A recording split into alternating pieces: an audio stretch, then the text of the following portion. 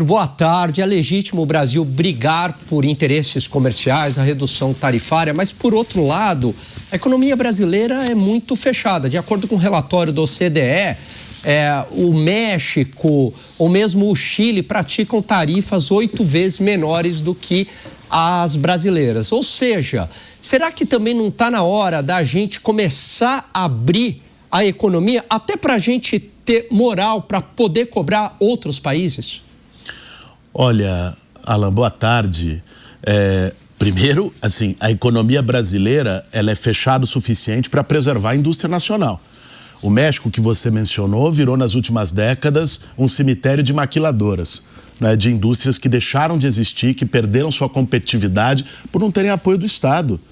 Essa história do liberalismo aberto, veja, os Estados Unidos está praticando o protecionismo mais aberto para tentar se reindustrializar. A China, que foi o país que mais cresceu nos últimos 30 anos e que melhor se aproveitou do livre comércio, né, tem uma economia, do ponto de vista da proteção dos seus setores estratégicos nacionais, extremamente fechada. Veja, o Brasil precisa proteger os empregos industriais. Se a gente não quer ser a fazenda do mundo, que é o que nós fomos nos tornando desde que o neoliberalismo passou a ser a diretriz econômica do Brasil, de 1980 para cá, nós nos desindustrializamos de uma maneira brutal. Pega a pauta exportadora da indústria, a pauta exportadora de valor agregado no Brasil. Cada vez mais a nossa exportação é agro, é soja, é milho, é carne, né? Às vezes carne in natura, exporta o boi para fora, sem agregar valor aqui dentro. Qualquer país do mundo que construiu um parque industrial competitivo, que se especializou com tecnologia na divisão internacional do trabalho e explorou suas vantagens comparativas, se utilizou de ferramentas para proteger a sua indústria nacional e proteger os empregos. É absolutamente legítimo. Quem não tem moral para dar lição é os Estados Unidos, que fez isso a vida inteira. A vida inteira. Praticando dumping, com investimento e subsídios altíssimos do Estado no setor agrícola, mas não só. Pegue o Vale do Silício, da alta tecnologia, é o Departamento de Defesa dos Estados Unidos investindo, né? E agora vem querer dizer para o Brasil, abre-te sésamo. Aqui não, isso não é razoável.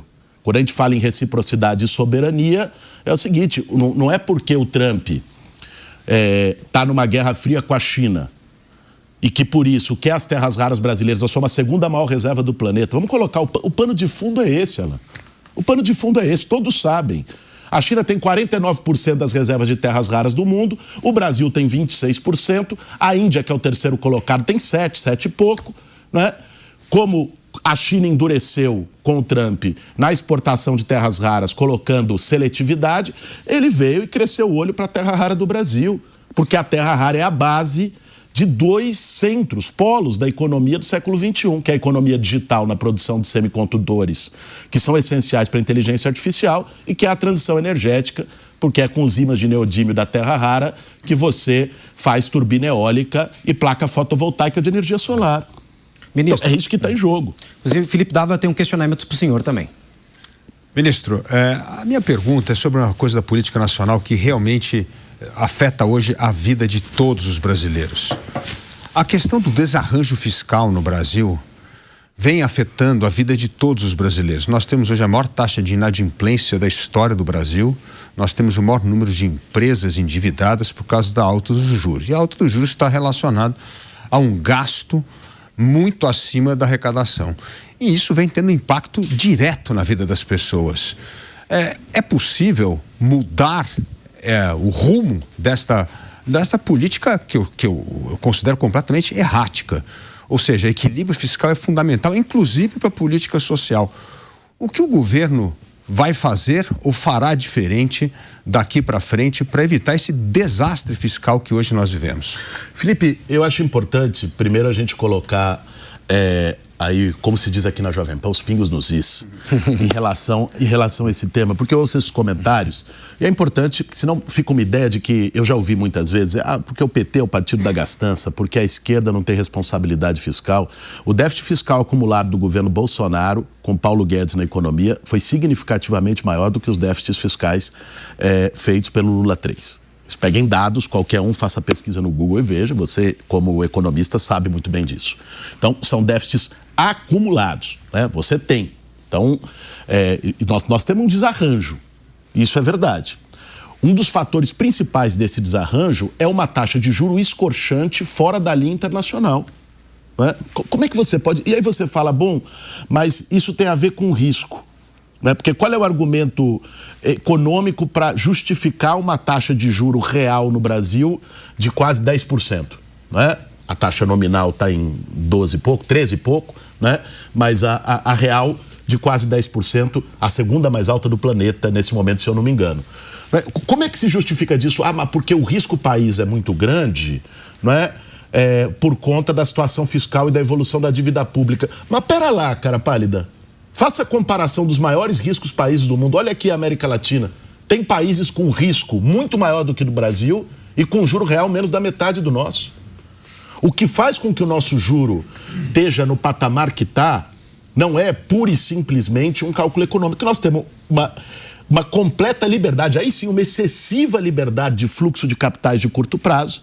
É a volatilidade cambial que bota o juro lá em cima, porque operações de curtíssimo prazo, especulativas, que entram no Brasil para se satisfazer com esses juros no overnight do Banco Central, em operação de carry trade, e vai lá, faz, ganha, vai embora com esse juro, isso gera volatilidade no real e você tem que manter um juro alto, né, por causa de regras cambiais e de controle de fluxo de capitais que, aliás, os Estados Unidos está revendo. Veja você, o paraíso do liberalismo. O senhor é a favor de algum controle de fluxo de capitais no curto prazo, de regulação? Mas sem nenhuma dúvida, como todos os países, diga-se, os Estados Unidos, eles estão batizando isso de IEAs, não é? Eles estão a partir de uma doutrina de que a segurança econômica é parte da segurança nacional, né? Os Estados Unidos estão adotando o controle de entrada e saída de capitais. A União Europeia está adotando o controle de entrada e saída de capitais. A China já adota há muito tempo. Isso é parte do fato da China ter crescido 2, 3, 4 vezes ao ano nos últimos 30 anos mais do que os outros, porque está menos refém do capital especulativo internacional. E aí tem soberania sobre a sua taxa de juros e sobre a sua taxa de câmbio, não é? Coisa que o Brasil hoje não tem, ainda mais com o Banco Central autônomo. E aí, num cenário como esse, não é, você vai ter juros escorchantes endividando a população. E aí, lógico, quando fala taxa de inadimplência, será que a taxa de inadimplência é porque o brasileiro é mal pagador? Ou a taxa de inadimplência é porque o juro no Brasil é uma coisa impagável? Eu estava vendo outro dia o juro da pessoa física, Caixa. Mesma linha de crédito da pessoa física do Banco Santander. Tá? Que é um banco de matriz espanhola, mas o maior ganho mundial de Santander está no Brasil. Mesma linha de crédito para a pessoa física. Santander da Espanha cobra 3,5% ao ano. O Santander no Brasil cobra 65% ao ano. Gente, qual é a justificativa para isso? Vai ver a taxa de inadimplência, é na vírgula a diferença para essa taxa de crédito, para essa linha de crédito que é familiar. Não é? Assim, isso não tem justificativa. Isso vai gerar inadimplência. Muito mais do que qualquer aumento de gasto público. Eu defendo regra. Só que tem que separar gasto de investimento. Espera um pouquinho. Nós temos uma puta oportunidade, com perdão da palavra, que são as terras raras. Não é? O que nós vamos fazer com as terras raras? E esse é o debate de hoje. Nós vamos agir da lógica que o Trump quer. Colonizada. Quer chegar e falar, exportem aqui, vem qualquer mineradora norte-americana, australiana, qualquer uma, exporte as terras raras, lá em Serra Verde, como o Caiado queria, lá em Poços de Caldas, como o Zema queria, e levem a terra rara bruta para os Estados Unidos.